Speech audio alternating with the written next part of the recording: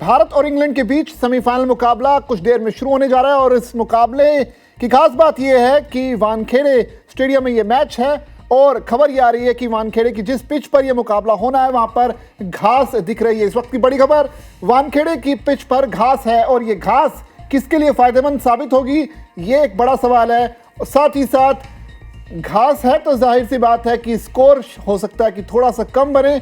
अमूमन वानखेड़े स्टेडियम पर high scoring match रहते हैं, बल्लेबाजों के मुफीद ये पिच मानी जाती है, तो ऐसे में ग्राउंड भी छोटा होने की वजह से एक बड़े स्कोर के मैच अमूमन हम वानखेड़े स्टेडियम में देखने को हमें मिलता है। लेकिन इस मैच से पहले जो तस्वीरें सामने आई हैं उसके मुताबिक ये है कि पिच पर घास दिख रही है और उसके हिसाब से जो है तेज गेंदबाजों को मदद मिल सकती है। क्या ऐन वक्त पर यह घास हटा ली जाएगी, ये एक सवाल है और उस पर भी बात करेंगे क्योंकि हमारे साथ जो है दैनिक जागरण के स्पोर्ट्स एडिटर अभिषेक त्रिपाठी सर जुड़ेंगे। वो वहीं पर मौजूद है मुंबई में, वानखेड़े स्टेडियम में। उन्होंने देखा भी होगा कि किस तरह से तैयारियां चल रही हैं। फिलहाल इस पर बात करने के लिए हमारे साथ स्टूडियो में अभिषेक निगम है, मेरे सहयोगी।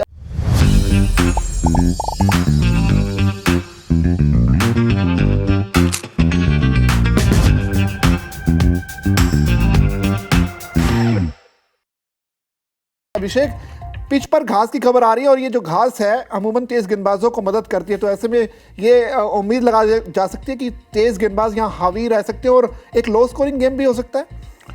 देखिए, लो स्कोरिंग गेम बोलना तो मुश्किल है क्योंकि 160 से 170 की मतलब अपेक्षा की जा रही है कि अगर कोई भी टीम खेलती है, क्योंकि दोनों के पास बल्लेबाजी क्रम बड़ा मजबूत है। जानकारी जो मिली है वो ये मिली है कि यहीं इसी पिच पर वेस्ट इंडीज और इंग्लैंड का मैच खेला गया था। इसी पिच पर इटली और नेपाल का मैच भी खेला गया था। तो यहाँ पर हमने ऑलरेडी एक बड़ा उलटफेर देख चुके हैं कि इटली ने नेपाल को हराया था और इंग्लैंड इस पिच पे खेलते हुए हार चुका था वेस्ट इंडीज से। तो ये जो दो सामने आई हैं ये बातें, तो इंग्लैंड चूंकि पहले हार चुका है तो एक बार फिर उम्मीद है कि आज भारतीय टीम दमदार प्रदर्शन करके इंग्लैंड को यहाँ पर मात दे सकती है। दूसरी बात यह है कि जो पिच पे घास दिख रही है तो निश्चित ही एक बहुत ही अच्छा बाउंस तो मिलेगा वहाँ पर कि कैरी होगी विकेट कीपर तक बॉल। लेकिन मुंबई का जो विकेट है वहाँ गेंद रुक कर आने वाली कंडीशन नहीं होगी।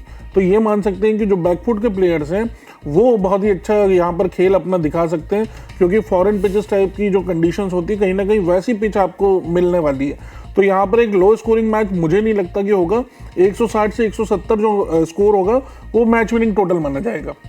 बिल्कुल, मैच विनिंग टोटल क्या होगा वो तो खैर थोड़ी देर में पता लग जाएगा, क्योंकि करीब 6:30 बजे टॉस होना है और दोनों कप्तान तभी डिसाइड करेंगे कि क्या इस पिच पर बल्लेबाजी पहले करना सही रहेगा या फिर गेंदबाजी। हमारे साथ दैनिक जागरण के स्पोर्ट्स एडिटर अभिषेक त्रिपाठी सर जुड़ चुके हैं। अभिषेक सर, आप मुंबई में ही हैं, वानखेड़े की पिच आपने देखी होगी, उसके बारे में थोड़ा बताइए कि घास की क्या स्थिति है और क्या मैच से ठीक पहले घास हटा ली गई है? नहीं, घास हटाई नहीं गई है। जो पहले दिन जब हम लोग आए थे -2 पे आए थे तो बहुत सारी घास थी। जब जिस दिन टीम इंडिया ने कोई प्रैक्टिस करी थी उन्होंने पिच को देखा था, उसके बाद अगले दिन कल घास काटी गई थी, लेकिन हल्की सी घास रखी हुई थी। और कल क्या कर रहे थे, हल्की सी घास काट के उसमें पानी डालकर रोलर चलाया गया, पानी डालकर, क्योंकि अगर घास को आप पूरा काट देते तो यहाँ पे धूप बहुत पड़ रही है तो पिच उधड़ जाती और बाइंडिंग खत्म हो जाती और जो भूरी मिट्टी जो होती है, लाल मिट्टी होती है वो जल्दी से एक दूसरे को छोड़ने लगती है, मतलब वो अपना बाइंडिंग जो है वो छोड़ने लगती है तो सूख जाती है और उससे फिर यहाँ पे स्पिन को बहुत मदद मिलती है और स्पिन को मदद मिलती है तो भारतीय टीम की हालत वैसे ही खराब हो जाती है। तो उस पर हल्की सी घास छोड़ी गई, पानी डाला गया, रोलर चलाया गया, पानी डाला गया, रोलर चलाया गया, तो घास जो है पूरी तरीके से जो हल्की सी घास थी वो पूरी तरीके से मिट्टी में बाइंड हो गई। बाइंड होने से अब वो सीमेंटेड हो जाएगी, मजबूत हो जाएगी और उसमें जो एनालिसिस कहता है उसमें रन बनना आसान हो जाएगा।